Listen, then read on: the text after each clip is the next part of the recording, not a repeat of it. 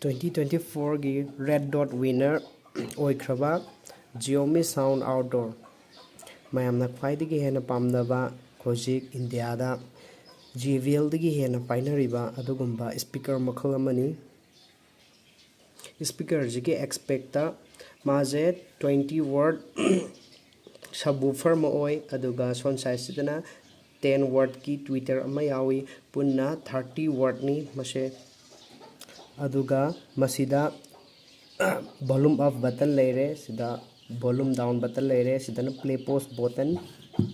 aduga sidana power on button leire bluetooth button aduga sina TWS button ni masigi speaker je masiga chap manaba Xiaomi Sound Outdoor maktada speaker up to 100 fau samba yai punna amuktada aduga ji speaker se on tawrake magi on tawbigi sound khonjel jeng mayam yam fajabane mayam aina si speaker jigi akaknana video ma semjare bai maramdi masigi speaker je yamna thinba aduki matik JBL ga compare tawba yaraba JBL Flip 6 amadi Flip 5 Flip 6 ka comparison tawbada noptraba speaker amani masi yamna faba hoji Flipkart amadi Amazon da 3000 to 3500 ta yoliba Indian rupees ta adugumbagi speaker makhal amani mayam masigi speaker sina thinmagi changje yengbiyo ai hoji isai thajarake Kuthin jo mayam magi sida base radiator je ani yawe sonda maga sida maga base radiator amaga yawe base radiator ani yawe sidama aduga sidama leire mayam thinbai kuthin je amti yengbiyo zoom tawjarake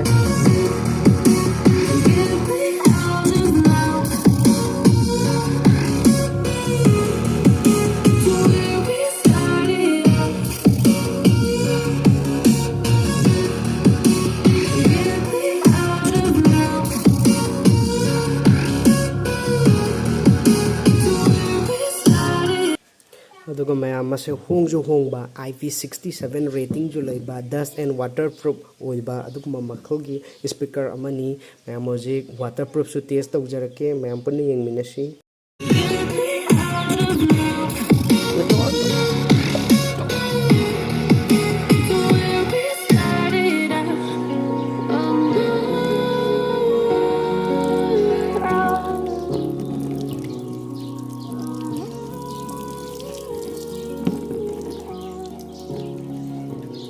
Amigo waterproof test daure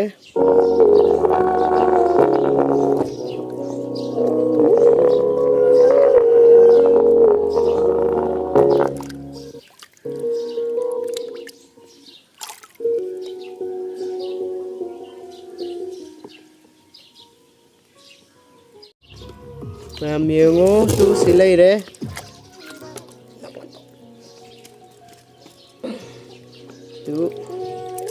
speaker silaire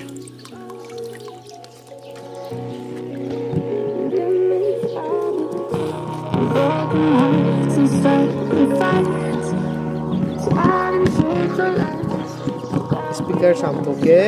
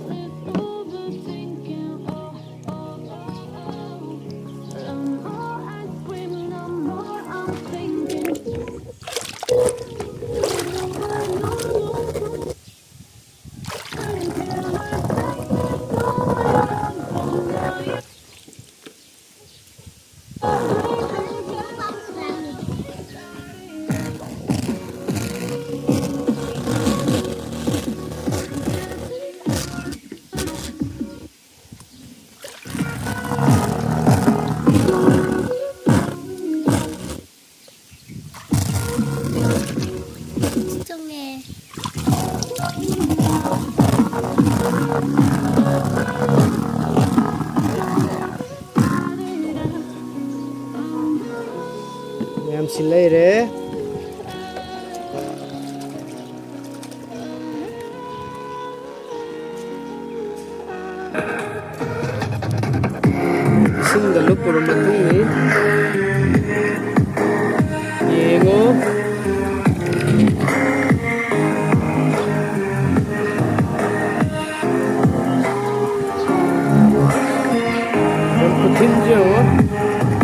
please ꯍꯥꯞꯄꯤꯌꯨ ꯀꯌꯥꯝ ꯊꯤꯜꯂꯤ ꯈꯪꯅꯕꯒꯤꯗꯃꯛ ꯁꯤꯖꯤꯟꯅꯔꯒ ꯈꯪꯒꯅꯤ ꯑꯝꯇ ꯌꯦꯡꯕꯤꯌꯨ ꯌꯥꯝ ꯏꯁꯩ ꯌꯥꯝ ꯇꯥꯕ ꯅꯨꯡꯉꯥꯏꯕ ꯑꯗꯨꯒꯨꯝꯕ ꯃꯈꯜꯒꯤ ꯁ꯭ꯄꯤꯀꯔꯅꯤ